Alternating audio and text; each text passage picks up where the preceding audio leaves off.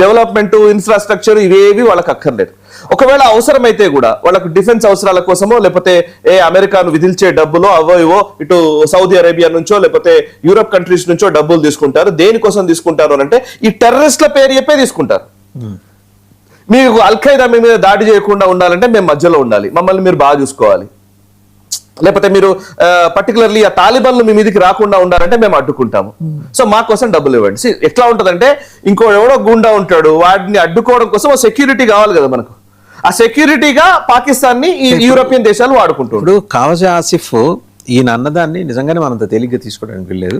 But ఈ context a context తీసుకుని ఆయన అనుంటాడు, వెనకాల ఎవరున్నారు అంటే ఒక అస్థిరత సృష్టించడం కోసం ఎప్పుడూ డీప్ స్టేట్, సిఐఏ ఇవన్నీ ప్రయత్నిస్తూనే ఉంటాయి. వాళ్ళు చెప్తే అన్నాడా లేకపోతే అదాటన అనేసాడా? ఎందుకంటే ఆయన మామూలు చిన్న చితక లీడర్ అయితే ఏం కాదు, కాస్త కూస్తో వాళ్ళ భాషలో వాళ్ళకి వాళ్ళు ఫీల్ అయ్యేది అంటే స్టేజ్లో ఉన్న నాయకుడు అని.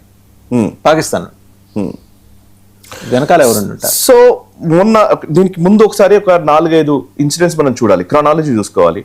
ఆపరేషన్ సింధూర్ జరిగిన తర్వాత క్రమక్రమంగా అమెరికాకి కొంత దగ్గర అయ్యడంలో పాకిస్తాన్ సక్సెస్ అయింది. నెంబర్ 1, డొనాల్డ్ ట్రంప్ ని ప్రసన్నం చేసుకోవడంలో సక్సెస్ అయ్యారు, అసీం మునీర్ కానివ్వండి, షెహబాజ్ షరీఫ్ కానివ్వండి. సో అదొక అంశం. రెండో అంశం ఏంటంటే బంగ్లాదేశ్ తో ఒప్పందాలు చేసుకున్నారు. బంగ్లాదేశ్ మహమ్మద్ యూనస్ ప్రభుత్వం ఉన్నప్పుడు బంగ్లాదేశ్ తో మిలిటరీ ఒప్పందాలు జరిగినాయి.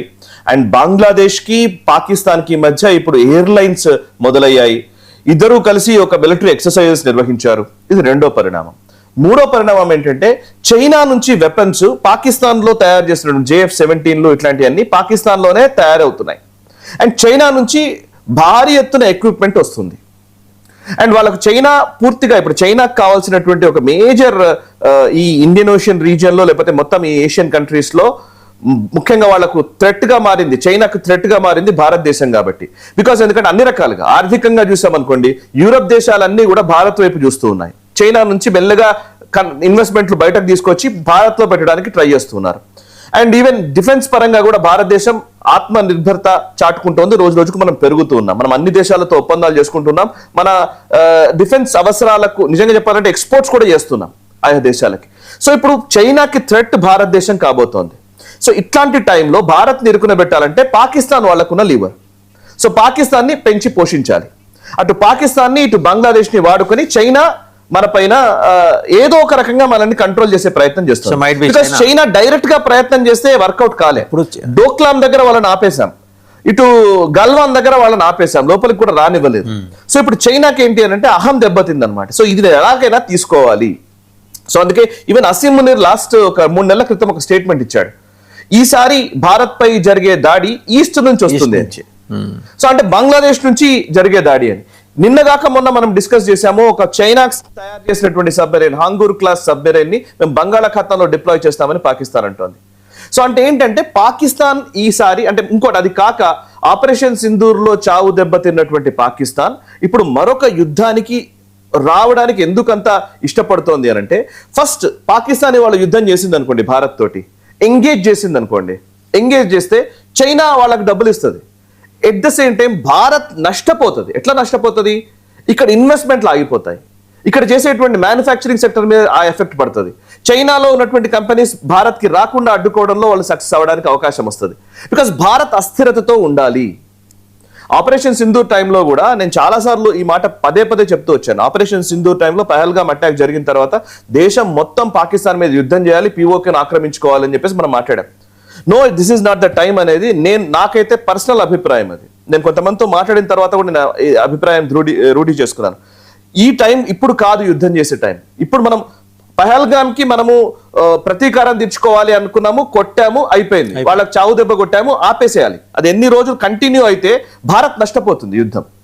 ఇవాళ మనం POJKని తీసుకోవాలి అని అంటే POJKని తీసుకొని ఇవాళ మనం వాళ్ళకి డబ్బులు ఇచ్చి ఇప్పుడు కశ్మీర్ ఉందండి, అస్థిరతతో కూడినటువంటి కశ్మీర్ని మనం 70 సంవత్సరాలు కొన్ని లక్షల కోట్ల డబ్బులు ఇచ్చినప్పటికీ కూడా కశ్మీర్ మనదిగా భావించిన పరిస్థితి వచ్చింది చాలా సంవత్సరాల పాటు. మీరు అట్లా డైరెక్ట్ గా ఏదో భూమిని తీసుకోవడం వల్ల లాభం లేదు, భూమిని తీసుకున్నంత మాత్రాన మనకు వచ్చే ప్రయోజనము లేదు. మనం చేయాల్సింది ఏంటి? లాంగ్ రన్ లో ఆలోచించాలంటే ఫస్ట్ భారతదేశపు ఎకానమీ పెరగాలి. ఎకానమీ పెరుగుతున్న టైంలో యుద్ధాలు చేయడం కరెక్ట్ కాదు. రైట్. మనం ఎకానమీ పెరుగుతున్న టైంలో ఉన్నాం. మనం ఇవాళ $4 trillion క్రాస్ చేసాం, నెక్స్ట్ 5 trillion వస్తాం, 10 trillion వస్తాం. అప్పుడు మీరు ఏమైనా చేయొచ్చు. అప్పుడు మీరు యుద్ధం చేయాల్సిన అవసరం లేదు. పాకిస్తాన్ పిఓజేకే వాళ్ళే యుద్ధం చేస్తారు, అవసరమైతే బలూచిస్తాన్ ఆక్యుపై చేసుకుంటుంది. మీరు పక్కనున్న దేశాలు, ఇప్పుడు చైనా ఎట్లాగైతే పాకిస్తాన్ వాడుకుంటుందో, రేపు పొద్దున మనం నిజంగా బలమైన దేశం అయినప్పుడు పాకిస్తాన్ పెద్ద విషయమే కాదు. అసలు యాక్చువల్లీ ఈ రోజు మన భారతదేశానికి పాకిస్తాన్ అసలు సమవుజ్జి కాదు కదా, కనీసం దగ్గరలో కూడా లేదు.